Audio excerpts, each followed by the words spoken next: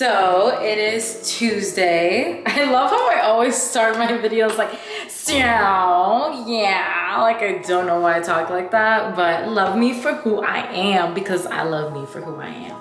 Anyway, so what I was getting to was happy Tuesday. I'm feeling amazing. I just feel like life is just couldn't be better. This morning I was just in the car, just driving home, and I was just thinking about everything that I was grateful for and just truly feeling that, just truly feeling how grateful I was for the, you know, the company that I work for, that I don't dread work every day, and I feel like I have a purpose, like I provide a positive impact there, that I'm running my own business and helping women already like completely change the narrative on nutrition and get their fitness and finally get the results they want and learn how to make them last. You know, I'm doing something for me. Like, it just feels really good. I have an amazing man at the moment who supports me. I have amazing women around me, a family, healthy.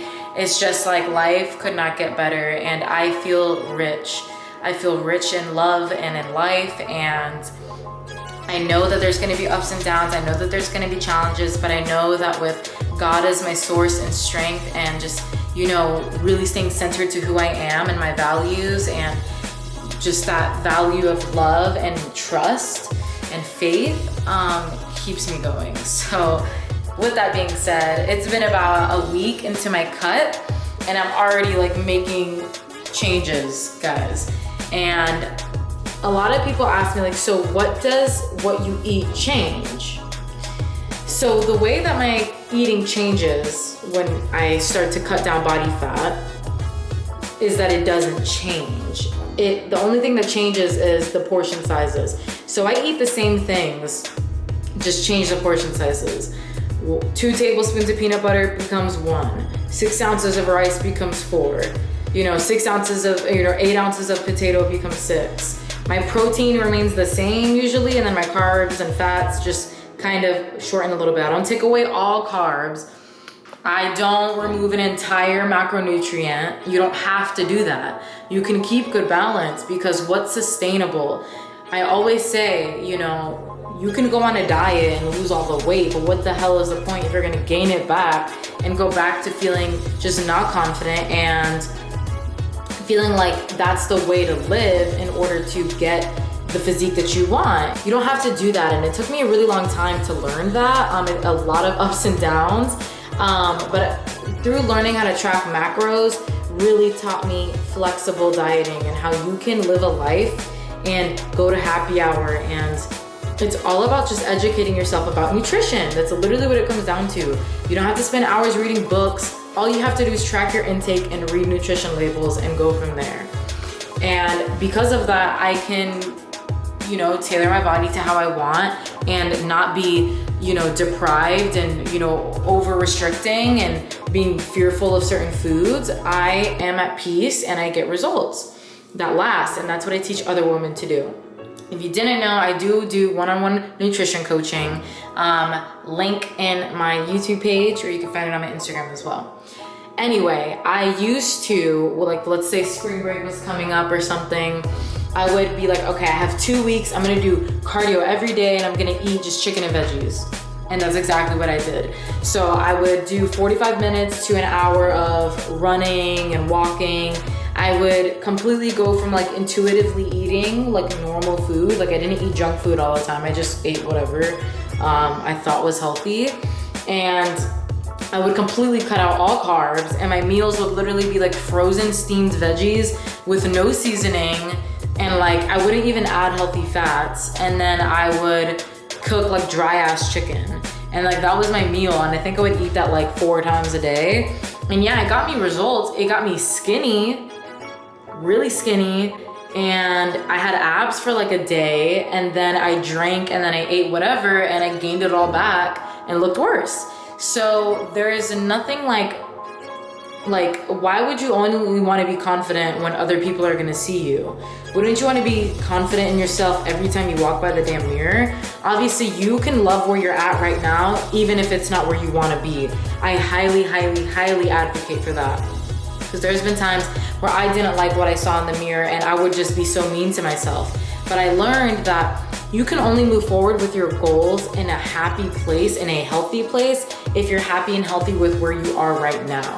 So if you're constantly looking for the next thing, or you say, I'm not gonna be happy till I get to this place, well, guess what? You're never gonna be happy because you're always gonna be expecting more and wanting more and comparing yourself. So you need to love and be accepting with where you are right now. Be forgiving of yourself during the journey, because the journey is the beautiful part. And I know that because I've been through it and I'm still going through it. And I'm just so happy right now. I work from home today, so gonna make sure I get in that activity later. I had a protein coffee as my first meal around 9:30. When I work from home, because I'm less active and I work out later in the day, I'm usually not as hungry until like 12-ish, which is when I take my lunch at work from home, when I work from home. So I had that protein coffee, and now I'm going to make some eggs and toast and bacon.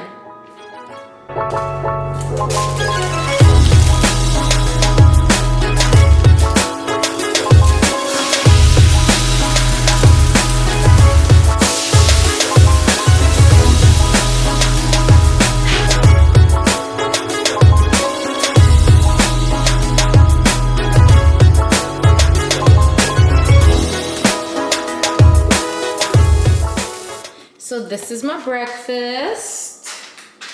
I've got 2 of the Nature's Own butter bread, and they're about 12 grams of carbs per slice. Feel free to add spray butter, a little bit of honey. I have 2 slices turkey bacon and 1 whole egg, plus about 1 cup, it might be half a cup of liquid egg whites. So a trick that I do, if you want scrambled eggs and you like the taste of the egg yolk like me, I'll do 1 whole egg instead of like using like 5, 3, 4, 5 eggs, which are like 5 grams of fat per egg yolk. I just do 1 whole egg, which is 5 grams of fat, and then the rest is egg whites, which is solely protein. So this is my breakfast, and I'll probably eat again at around 3:30, 4 is usually when I'll get hungry.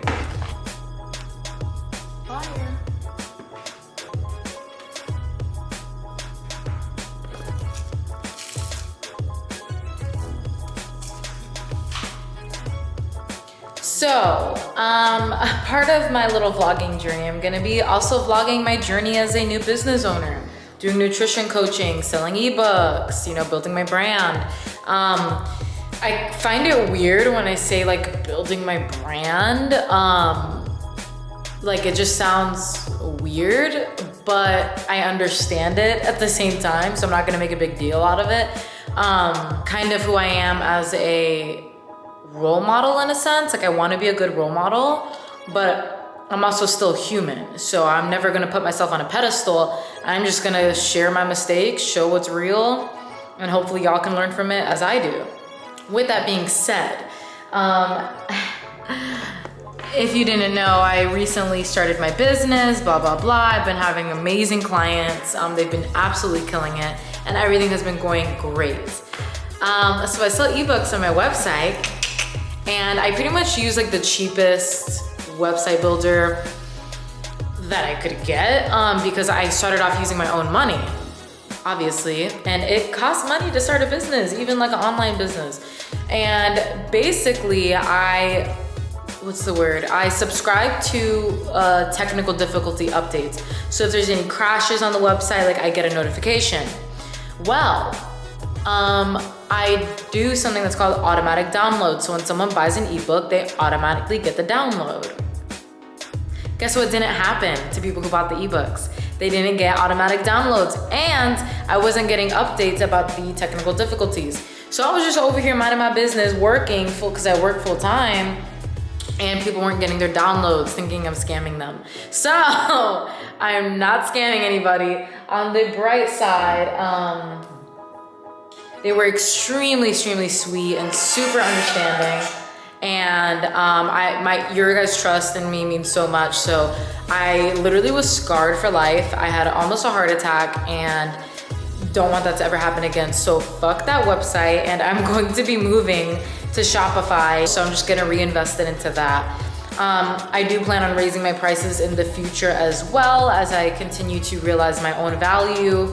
And just looking at how much it costs to even provide a high quality service, I have to make sure that I'm still being compensated for all this work that I'm putting in emotionally, mentally, and physically. So don't undervalue yourself. You can start off, you know, pricing however you want, but just know that having a business also costs money, and you're paying the money that you're getting to pay for that. So then you're left with, you know, crumbs in the end if you're not charging enough for your value. So if you're providing a high quality product. With that being said, I'm changing to Shopify, and make sure your systems are all in line and separate personal from work always, okay? Just something I learned. Alrighty, y'all, let's take some pre-workouts. What's good? Over here, like. So the pre-workout I've been taking has been the Megawatt by First Form. This shit's high quality, okay? I've tried a lot of pre-workouts. Y'all probably like, was she the pre-workout connoisseur? Kind of, because I've tried a lot. I really tried to stay more towards stimulant-free, meaning caffeine-free, because I really don't, first of all, I drink 1 to 2 cups minimum of coffee a day, and I would rather my caffeine intake go towards like, excuse me, like, ooh. Like coffee or protein coffee, because a bitch loves coffee. So I'm not trying to like overdose on caffeine. With that being said, this gives you an amazing like natural energy, and it only has 150 milligrams of caffeine, and from green coffee. So I'm assuming like green tea, but yeah. So that's really good, because you just feel like a little bit, just like a kick in the ass of like a little bit of energy where it's like, oh, I'm up, but you're not like, okay, next machine, like freaking the fuck out. So this is really good. It gives you extreme focus. Like when I was driving with this, I couldn't keep my eyes off the road. That's really good for my insurance, because we won't get into that. But, and then I also take L-carnitine tartrate. I'm like looking at the chemical symbol. Anyway, I fucking put the shit in my pre-workout drink.